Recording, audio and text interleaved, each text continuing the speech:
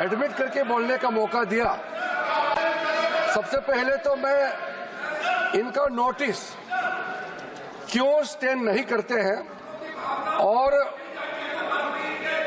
जो भी पॉइंट्स उन्होंने यहां ऑब्जेक्शन के तौर पर रेज किया, यहां उसको एडमिट क्यों नहीं करना चाहिए, मैं संक्षेप में बताना चाहता हूं। उसके बाद जितने भी इश्यूज आज यहां उठाए गए हैं उसको मैं आपके अनुमति से विस्तार से एक एक पॉइंट का मैं जवाब देना चाहूंगा।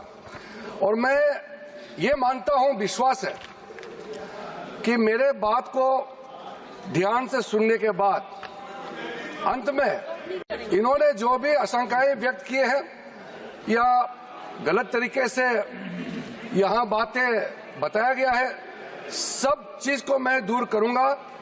और मैं सिर्फ उम्मीद ही नहीं, यकीन है कि इस बिल के बारे में सब कुछ जानकारी प्राप्त करने के बाद इस हाउस के जितने मेंबर्स हैं सब इस बिल को समर्थन जरूर करेंगे।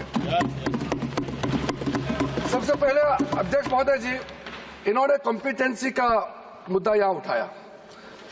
मैं पूरे जिम्मेदारी के साथ आपके माध्यम से सदन को बताना चाहता हूं, इस बिल में जो भी प्रावधान है आर्टिकल 25 से लेकर के 30 तक किसी रिलीजियस बॉडी का जो फ्रीडम है उसमें कोई हस्तक्षेप नहीं किया जा रहा है, ना ही संविधान का किसी भी अनुच्छेद का इसमें उल्लंघन किया गया है। और अब सुप्रीम कोर्ट का एक केस का मैं हवाला देना चाहूंगा, Brahmachari versus state of West Bengal. इसमें सुप्रीम कोर्ट ने क्लियरली रिलीजियस डिनोमिनेशन के बारे में रूलिंग दिया गया है और उस रूलिंग के तहत वक्फ board doesn't fall within the purview of article 25 and 26 of the constitution of India.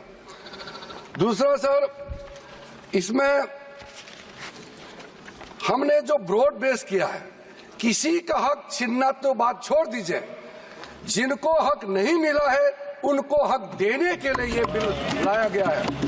इसमें महिलाओं के लिए, बच्चों के लिए और मुसलमान समाज में जो पिछड़े हैं, जिसको आज तक कभी मौका नहीं मिला, जिसको दबा के रखा हुआ है, उनको जगह देने के लिए ये बिल लाया गया है।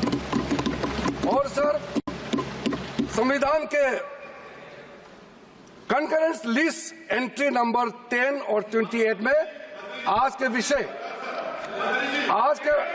जो विषय हम लोग चर्चा कर रहे हैं वो एंट्री 10 और एंट्री 28 में ये कंकरेंस लिस्ट में है। इसलिए ये पूरा लेजिस्लेटिव कॉम्पिटेंस इस सदन के पास है, भारत सरकार के पास है, इस सदन में ये बिल पेश करने का।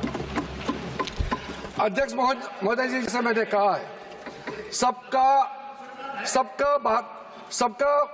पॉइंट्स को मैंने नोट भी किया, बहुत अच्छी तरह से सबका कंसर्न को भी हमने नोट किया है।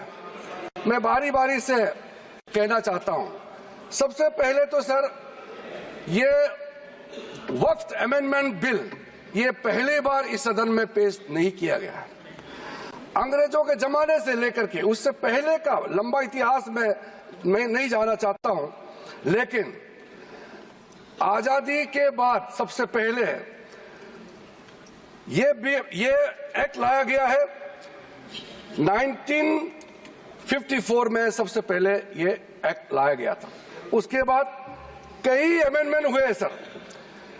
काफी अमेंडमेंट होने के बाद, मैं पूरा इतिहास में नहीं जा रहा हूं, लेकिन जो अमेंडमेंट आज हम लाने जा रहे हैं इस सदन में, वो वक्फ एक्ट 1995, जिसको 2013 में अमेंडमेंट ला करके इस पूरा जो वक्त का पर्पस, इंटेंशन और जिसके उम्मीद में लोगों का सालों तक था कि इस अमेंडमेंट जो लाया इससे कुछ फायदा मिलेगा, उसको उल्टा करके 2013 में ऐसा प्रावधान डाला गया था जिसके वजह से आज ये अमेंडमेंट लेकर के हमको यहां सदन में आना पड़ रहा है।